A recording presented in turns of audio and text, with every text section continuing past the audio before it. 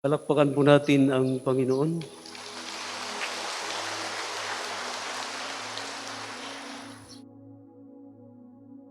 Ang ating unang pagbasa ay kinuha po natin sa aklat ni Propeta Jeremias.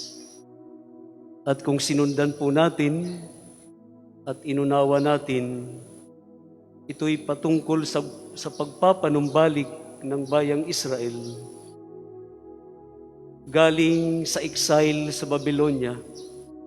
Kaya nga ang sabi doon, ang mga pilay, ang mga nagugutom, ang mga bulag, ay kanyang muling i-restore ang kanilang kalusugan at pag-iibayuhin ng ating Panginoon ang kanyang treatment bilang parang kanyang anak ang Israel. At sa bandang hulihan, sinabi niyang, ang aking panganay ay si Ephraim. Ito yung remnant ng mga Israelita dahil alam naman po natin, sa pagiging nomad ng mga Israelita, marami ang nasawi. Kaya ang gagawing pagre-restore ngayon ng ating Panginoon kung sino ang natira. Kaya ito ang kanyang gagawing parang unang bayan. Bagamat noon pa man ay itinuring na talagang panganay na anak ng ating amang nasa langit ang mga Israelita. Kaya nga kung sususugin po natin, simula noong iahon ni Yahweh ang bayang Israel mula sa pagkaalipin sa bansang Ehipto, makikita po natin yung parang isang magulang na kanyang inaari ang bayang Israel to the extent na halimbawa kung walang pagkain, binibigyan ng pagkain. Kung walang tubig sa pamamagitan ng kapangyarihan ng Diyos, binibigyan ng tubig. Kaya nga ayon po sa ibang mga komentarista, parang binakuran ni Yahweh ang kanyang bayang Israel. At parang doon niya ipinamalas ang kanyang pagmamahal. At sa pagmamahal na iyon, alam natin kung ano ang isinukli ng mga Israelita. Nandoon pa rin ang pagsuway, nandoon pa rin ang hindi pananalig at pananampalataya, nandoon pa rin yung agam-agam kung totoo ngang sinasamahan sila ng ating amang nasa langit. Ang ating ikalawang pagbasa ay kinuha po natin sa mga sulat sa Hebreo, na kung saan restoration din po ang ibinibigay.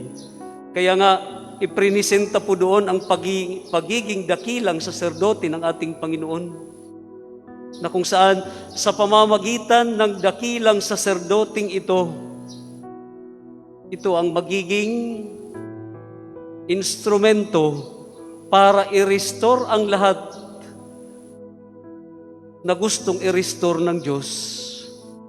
At sa restoration na ito, sa pagpapanumbalik, kung papaano pinahahalagahan ang pananampalataya ng tao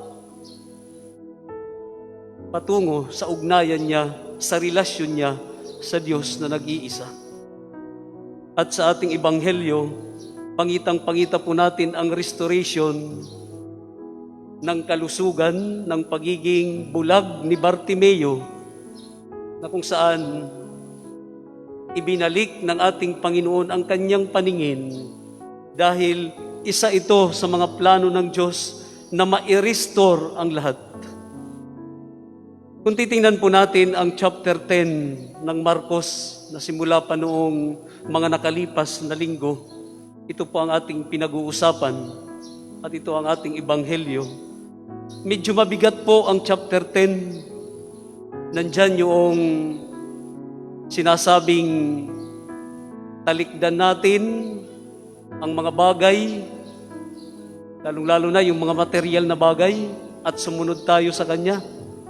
Nandyan yung paghingi ng dalawang magkapatid na si Santiago at Juan ng upuan mula sa kanan at mula sa kaliwa, na itinuro ng ating Panginoon na kung gusto nyong maging dakila, kayo ay maging tagasunod muna ng lahat. Kayo ay maging alipin. At marami pang iba na parang napakahirap sundan ng ating Panginoon.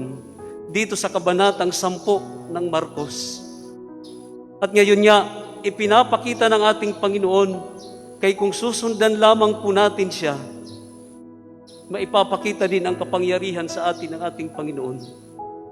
Meron po ditong mga bagay na gusto ko pong bigyan ng diin, lalong-lalo na po yung paluksong tumayo at lumapit kay Jesus, si Bartimeo. Medyo malapit po sa translation sa original text ang paluksong ito. Dahil ang ginamit po sa Greek ay egero, na kung saan ito din ang ginamit ni Marcos sa pagpapaliwanag niya at pagsusulat sa resurrection ng ating Panginoon. Hindi lamang po ito ordinaryo na paanyaya ng ating Panginoon na tumayo ka, stand up, bagamat ang translation sa English ay sprang up. Subalit, mas malapit po ang ating translation sa Tagalog dahil palukso. Dahil mula noong marinig ni Bartimeo na siya'y pinapatawag, kaya nga niya po iwinaksi yung kanyang balabal. Dahil hindi niya na po iyon kailangan. Si Jesus na tumatawag ngayon sa kanya, na dininig ang kanyang panalangin, ang kanyang panaghoy na maawa ka sa akin. Ngayon, ito na ang magiging sentro ng kanyang buhay, ang ating Panginoon. Ang balabal ay nagre-representa ng security ng isang bulag, na kung saan ito lamang ang kanyang pananda pag siya'y giniginaw sa gabi, o kung kaya na may mainit ang araw, ito rin ang kanyang panangga.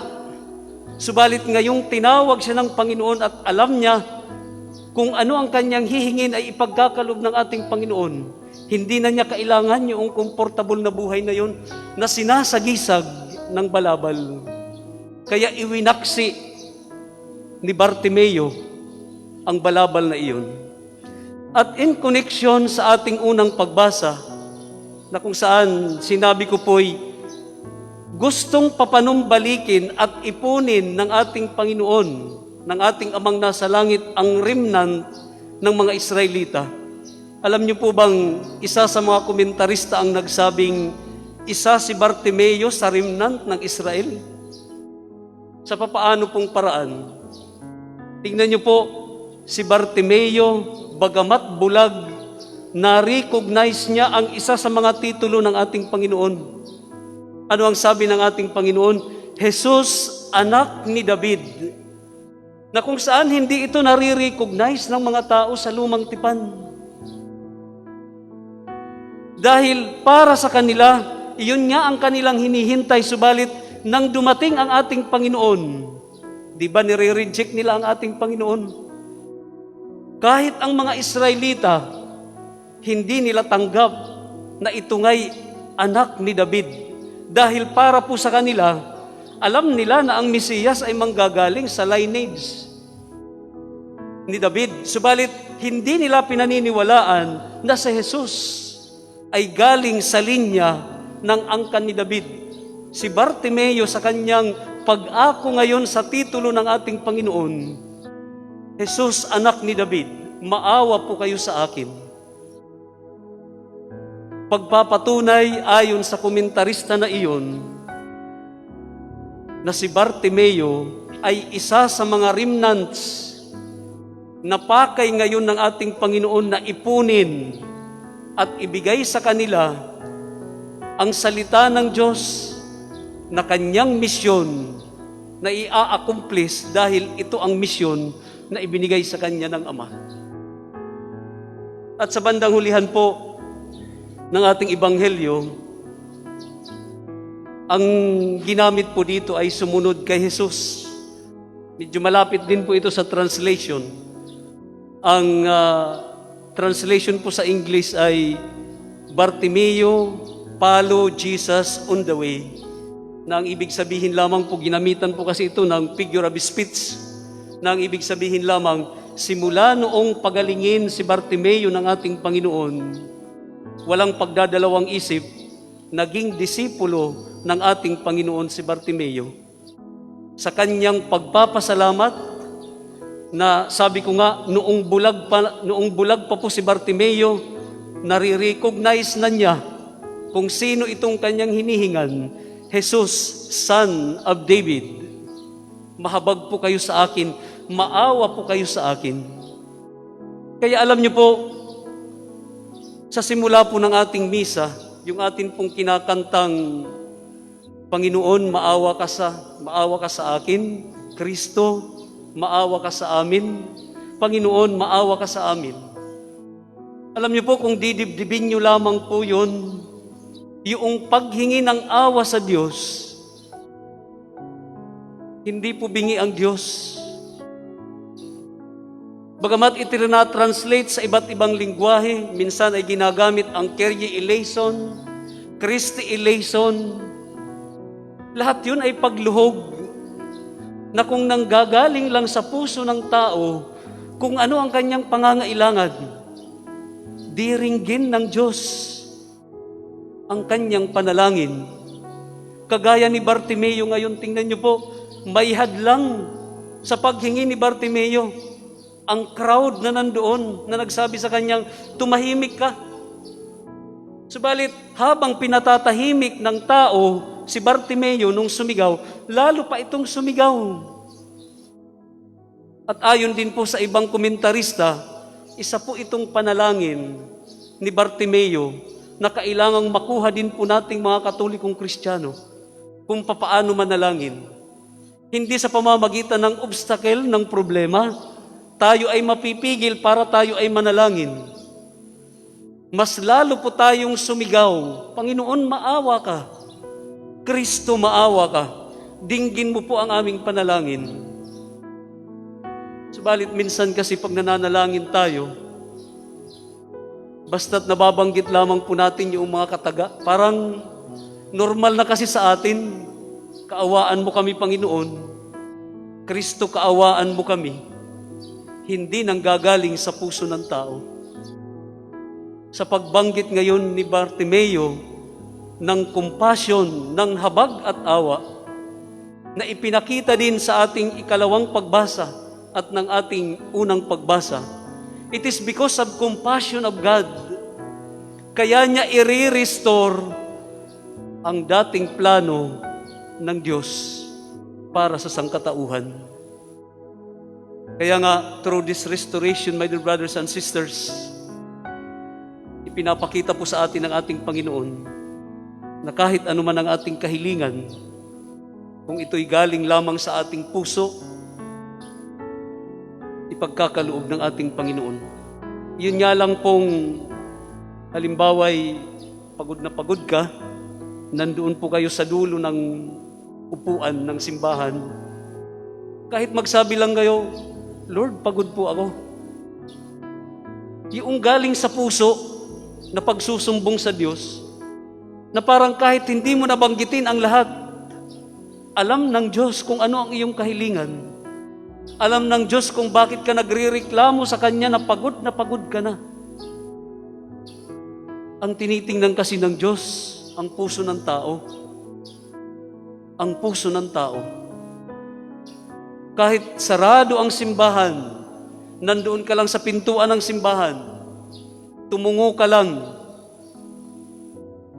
usalin mo lang yung mga katagang, Panginoon, maawa po kayo sa akin.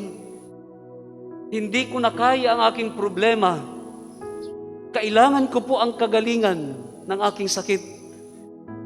Kung lahat ng ito'y galing sa kaibuturan ng puso ng tao, ipagkakaloob ng ating Panginoon. At kung titingnan po natin, ano ang naging sanhi kung bakit pinagaling si Bartimeo? Sabi ng ating Panginoon, humayo ka, magaling ka na dahil sa iyong pananalig. Kaya napaka-importante po, my dear brothers and sisters, ang ating pananampalataya at pananalig. Dahil kahit ano po ang gawin po natin, pabalik-balik po dito sa shrine na ito, kung hindi po tayo nananalig sa Diyos, Diyos po ang nagpapagaling. Si Padre Pio po ay instrumento lamang ng kagalingan ng ating Panginoon. Dahil sa kanyang pagsunod sa ating Panginoon, ibinigay sa Kanya ang regalo, ang kabanalan na ito. Kaya nga po siya ay nagkaroon ng 5 sugat, kagaya ng sugat ng ating Panginoon. At dahil dito, nakapamamagitan si Santo Padre Pio para sa ating mga kahilingan, kung mayroon lamang tayong pananalig. This is the most important factor na mapasa atin ang ating kahilingan, ang pananampalataya at pananalig para sa ating Panginoon. Na tayo ay gagaling, kagaya ni Bartimeo, straightforward, Jesus, Son of David, maawa po kayo sa akin, mahabag po kayo sa akin, anak ni David. At ipinagkaloob ng ating Panginoon ang kanyang kahilingan. Amen.